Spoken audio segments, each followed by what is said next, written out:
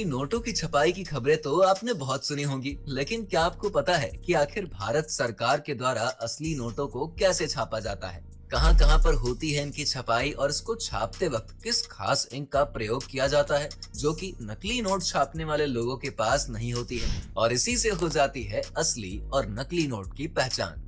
अगर आपको भी जानना है नोटों की छपाई का पूरा प्रोसेस, तो हमारे साथ वीडियो में एंड तक बने रहिएगा, क्योंकि यहाँ हम आपको इन नोटों की प्रिंटिंग का पूरा प्रोसेस पूरे डिटेल में बताने वाले हैं। भारत में नोटों की छपाई के लिए कुल 4 प्रिंटिंग प्रेस बनाए गए हैं, जो कि नासिक, देवास, मैसूर और पश्चिम बंगाल में सालबोनी में नोट की प्रिंटिंग का काम करते हैं। यहाँ पर देवास की बैंक नोट प्रेस और नासिक की करेंसी नोट प्रेस वित्त मंत्रालय के अधीन काम करने वाली security printing and minting corporation of India के अंतर्गत काम करती है, जबकि मैसूर और सिलबोनी के प्रेस भारतीय रिजर्व बैंक की सब्सिडरी कंपनी भारतीय रिजर्व बैंक नोट मुद्रण प्राइवेट लिमिटेड के अधीन काम करता है। नोट को बनाने में एक खास तरह के इंक का इस्तेमाल किया जाता है, जिसे स्विट्जरलैंड की कंपनी बनाती है। ये कंपनी सिर्फ भारत ही नहीं बल्कि और भी कई देशों में इंक का निर्यात करती है। हालांकि अपने देश के प्रधानमंत्री पहले ही स्वदेशी इंक और पेपर बनाने के लिए कह भी चुके हैं। अलग अलग नोटों की छपाई के लिए अलग अलग तरह की इंक्स का इस्तेमाल भी किया जाता है। इन नोट्स को बनाने के लिए जिस पेपर का इस्तेमाल किया जाता है, उसके लिए एक मिल भारत के होशंगाबाद में है, जहां पर नोट्स और स्टैम्प्स के लिए पेपर तैयार किए जाते हैं। लेकिन अभी भी भारत में ज्यादातर जिन नोटों का इस्तेमाल किया जाता है, उसके लिए पेपर जापान और यूके से ही मंगवाया जाता है। अगर हम आरबीआई के आंकड़ों को देखें, तो आरबीआई का ये कहना है कि 80% नोट अभी भी विदेशी कागजों पर ही छापे जाते हैं। बैंक नोटों को स्थायी रूप से जारी करने की पहल करने वाला पहला बैंक बैंक ऑफ इंग्लैंड था। क्या आप जानते हैं भारत में पहला नोट कब छापा गया था? सबसे पहले नोट की छपाई ब्रिटिश सरकार ने साल 1862 में करी थी, जिसे यूके की एक कंपनी के द्वारा छापा गया था। लेकिन इसके कई साल बाद 1920 में ब्रिटिश सरकार ने भारत में नोटों को छापने का फैसला कर लिया। अब जब नोटों की इतनी बात हो रही है, तो शायद आपके मन में भी ये ख्याल आ रहा होगा कि आखिर इन नोटों को छापने में कितना खर्चा आता है। साल 2018 में 2000 के एक नोट को छापने के लिए लगभग 4.18 रुपए का खर्चा आता था, लेकिन बाद में ये घटकर 3.53 रुपए हो गया था। वैसे आपको ये सुनकर शायद थोड़ा आश्चर्य हो कि 10 रुपए के नोट को छापने का खर्च सबसे ज्यादा होता है, लेकिन ये सच बात है। वैसे हाल फिलहाल में जो नोट मार्केट में चल रहे हैं ना, उसकी छपाई का खर्च पहले के नोटों की तुलना में बेहद कम होता है। पहले पुरानी 500 की नोट को छापने में 3.09 रुपए का खर्चा आता था। वहीं अब की 500 रुपए के नोट को छापने में खर्चा पहले से 44 पैसे कम हो चुका है। बात करें सिक्कों की, तो एसपीएमसीआईएल के स्वामित्व वाले 4 टकसालों में सिक्कों की ढलाई का काम किया जाता है। ये 4 टकसाल भारत में मुंबई, हैदराबाद, नोएडा और कलकत्ता में बने हुए हैं। आरबीआई अधिनियम की धारा 38 के अनुसार सिक्कों के प्रचलन की जिम्मेदारी आरबीआई पर ही होती है, यानी कौन से सिक्के चलन में रहेंगे और किसको बैन करना है, इन सब का उत्तरदायित्व आरबीआई पर ही होता है। अब बात जब भी करेंसी की आती है, तो एक वर्ड आपने जरूर सुना होगा, बैंक नोट। तो आखिर क्या होता है बैंक नोट, आइए जानते हैं। बैंक नोट दरअसल उसे कहते हैं जिसे आरबीआई के द्वारा जारी किया जाता है। ऐसे नोटों को आप एग्जाम्पल के तौर पर 2000, 500, 200, 100, 50, 20 और 10 के नोटों को समझ सकते हैं। वहीं बात करें 2 रुपए और 5 रुपए के नोटों की छपाई की, तो हाल फिलहाल में इन नोटों की छपाई को बंद कर दिया गया है, क्योंकि इनकी छपाई और सर्विसिंग में जितना खर्च आ रहा था ना, वो इनकी कीमत से कहीं ज्यादा का था।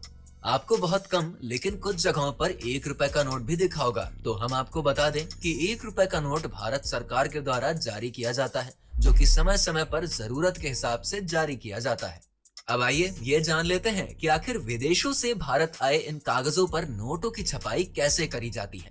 नोटों की छपाई में सबसे पहले इन कागजों को मशीन में लगाया जाता है और यहाँ से मशीन से अच्छे और खराब नोटों को पहले अलग अलग कर लिया जाता है।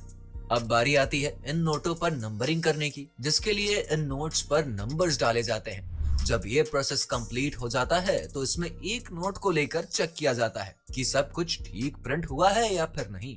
अब अगर आपके दिमाग में ये ख्याल आता है कि आखिर खराब नोटों का क्या होता है, तो इन खराब हो चुके नोटों को बैंक में जमा करवा दिया जाता है, जहां से इन खराब नोटों को बैंक के द्वारा मुख्यालय में भेज दिया जाता है। ये खराब हो चुके नोटों की चेकिंग करी जाती है और इन नोटों की जगह पर नए नोटों को छापा जाता है।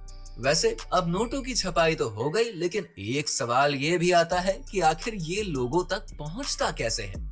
दरअसल आरबीआई के पूरे देश में अलग अलग शहरों में ऑफिसेज हैं, जहां सबसे पहले इन नए छपे गए नोटों को पहुंचाया जाता है और इसके बाद बारी आती है नए नए नोटों की अलग अलग बैंक्स में सर्कुलेट करने की, जहां से ये नोट आम जनता तक पहुंच पाता है। अब नोटों की छपाई में एक जो सबसे इम्पोर्टेंट बात होता है ना, वो ये है कि क्या कोई भी देश जितना चाहे उतने नोटों की छपाई कर सकता है।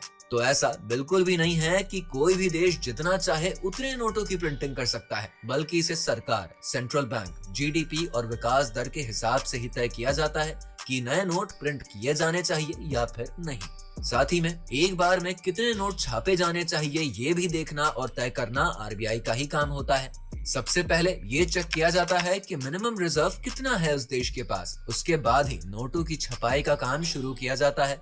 भारत में यह प्रणाली 1957 से शुरू हुई है। आरबीआई को यह अधिकार होता है कि वो अपने रिजर्व में हमेशा 200 करोड़ की संपत्ति रखे ही रहे और इसके बाद ही आरबीआई सरकार की परमिशन के बाद नोट छाप सकती है। चलिए, यहाँ तो आपने समझ लिया कि नए नोट कब छापे जाने चाहिए, लेकिन अब एक बात ये भी समझ लेते हैं कि आखिर ये बात पता कैसे चलती है कि अब नए नोट छाप लेने चाहिए।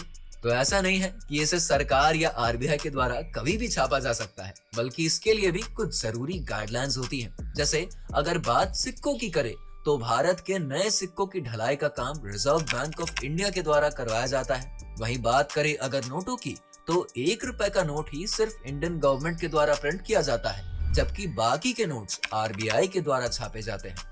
लेकिन यहाँ भी आरबीआई के हाथ बिल्कुल स्वतंत्र नहीं होते हैं। वैसे आरबीआई चाहे तो 10,000 रुपयों तक के नोट छाप सकता है, लेकिन उससे बड़ी नोट छापने के लिए आरबीआई को भारत सरकार की परमिशन लेनी पड़ती है। आरबीआई सबसे पहले उन तमाम कारणों को देखता है और समझता है, जिसके बाद उसे लगता है कि अगर सच में नए नोट छापने की जरूरत है तो उसी अनुसार वो भारत सरकार से परमिशन मांगता है। यहाँ पर सरकार का रोल बनता है कि सभी पैरामीटर्स को ध्यान में रखते हुए आरबीआई से सलाह मशवरा करना और उसके बाद आरबीआई को नए नोट छापने की परमिशन देना, जिसके बाद नए नोटों की छपाई का काम शुरू हो जाता है। अब आइए ये समझते हैं कि अगर किसी देश में बिना किसी गाइडलाइंस को फॉलो किए और कुछ जरूरी मूल्यों का निर्धारण किए बिना अगर नोट छाप दिया जाए तो फिर क्या होगा। अगर ऐसा किया जाता है तो इससे उस देश की गरीबी तो दूर नहीं होगी, उल्टा उस देश की करेंसी जरूर डिवैल्यू हो जाएगी। इससे उस देश की अर्थव्यवस्था धड़ाम करके नीचे तो आ ही जाएगी, साथ ही वहाँ पर महंगाई भी काफी हद तक बढ़ जाएगी, क्योंकि अगर सरकार के द्वारा बिना कुछ नियमों का पालन किए बिना ज्यादा नोट छाप दिए जाएंगे तो लोगों के पास पैसे तो ज्यादा हो जाएंगे, लेकिन उनकी जरूरत के हिसाब से सामान तो उतना ही रहेगा। ऐसे में जिसके पास बहुत ज्यादा पैसे होंगे वो दुगनी कीमत देकर भी अपनी जरूरत का सामान खरीदने की कोशिश करेगा, जिस वजह से सामान की कीमत बढ़ जाएगी और बाजार में महंगाई भी बेवजह बढ़ जाएगी। और यही वजह भी है कि किसी भी देश में सरकार कुछ जरूरी मूल्यों के आधार पर ही करेंसी नोट्स को छापने का काम करती है। तो अगर अब तक आप भी ऐसा सोचते थे कि कोई भी देश जितना चाहे उतनी नोटों की छपाई करके अपने देश की गरीबी को दूर कर सकता है, तो ऐसा बिल्कुल भी नहीं होता है। ये बात अब आपको अच्छे से समझ आ गई होगी। तो उम्मीद है नोटों की छपाई से लेकर उससे जुड़ी हुई छोटी बड़ी जानकारियां आपको पता चल गई होंगी। अगर वीडियो पसंद आई हो तो इसे लाइक करके अपने फ्रेंड्स और फैमिली के साथ शेयर करना बिल्कुल ना भूलें। आज की इस वीडियो में इतना ही। मिलेंगे आपसे अगली वीडियो में फिर एक नए टॉपिक के साथ। तब तक के लिए नमस्कार।